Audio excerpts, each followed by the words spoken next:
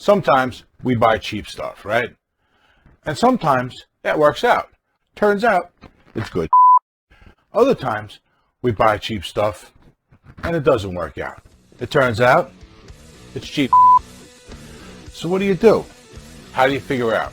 Where do you go when you need to know if the cheap stuff that you're thinking about buying is good or cheap? If you're a guitar player, you come here, because this is a cheap guitar gear review.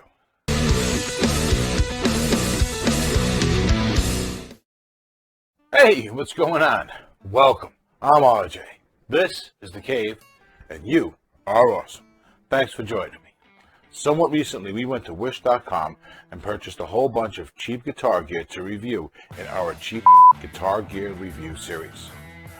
A little more recently, we actually received the gear that we ordered from wish.com for our cheap guitar gear review series. And even more recently still, I began posting the videos in the cheap guitar gear review series that use the items that we purchased from wish.com. Links for all that can be found in your upper right hand corner.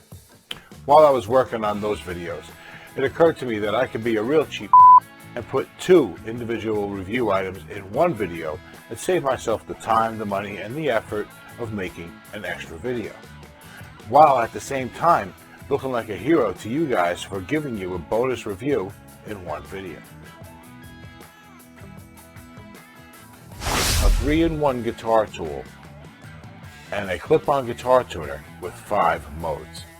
Now before we jump into the reviews, do yourself a favor, and while you're at it, you'll be doing me a favor too. Smash the like button if you're enjoying yourself.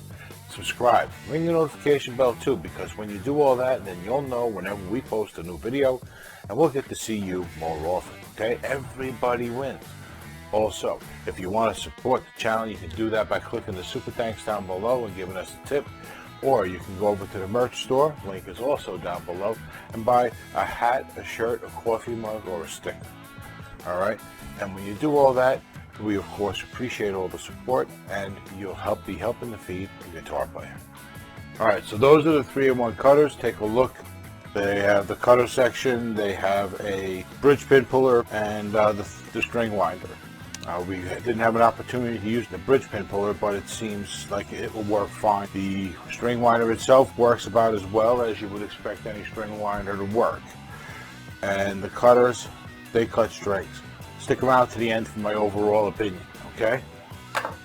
Alright, so this is the JJYY guitar tuner. This is the clip itself.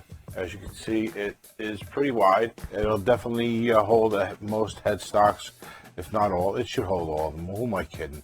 The rubber padding is good, and it's not enough that it should damage the finish or anything. It doesn't hurt on my finger, but it is firm enough to hold it in place pretty well. The overall design on it and the look is nice. It's clean, it's simple.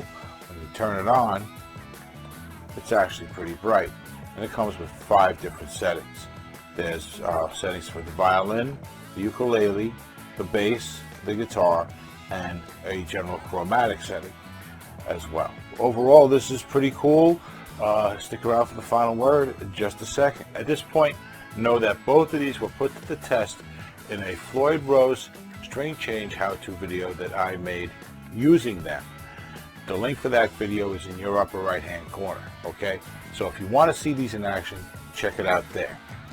If you're asking me if this is cheap, no, it's not. Are there better ones out there? Yeah, your local store, you can get one for about $15. It's going to be a little more comfortable. But if this is how much you want to spend, this is a decent, fully functional 3-in-1 guitar tool, okay? As for this tuner, it's definitely not cheap.